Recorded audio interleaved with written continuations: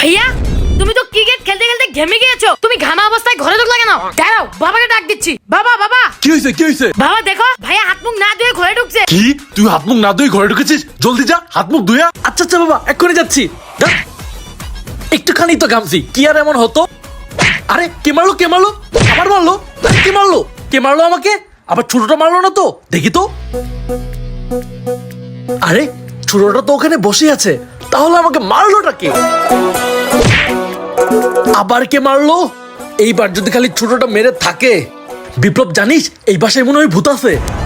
তাই নাকি ভাইয়া? এই ভূতটা তো আমি, ভাইয়া তো বুঝলোই না। দাঁড়াও ভাইয়া, খুঁজে দিচ্ছি। কই ভূত? এই তাড়াতাড়ি বেরো। বিপ্লব শোন, থাক, খোঁজার আর দরকার হবে না, আমি জানি ভূতটাকে। তাই নাকি ভাইয়া? কে? আমি এই ফোন দিয়ে সব ভিডিও করে রেখেছি। আয় দেখ, আমি ক্যামেরা চালু করে রেখেছিলাম, আর তারপর দেখেছি তুই আমার মাথায় মেরেছিস। তবে রে, তুই আমার সাথে ফাজলামি করিস, আজকে তোর একদিন কি আমার একদিন।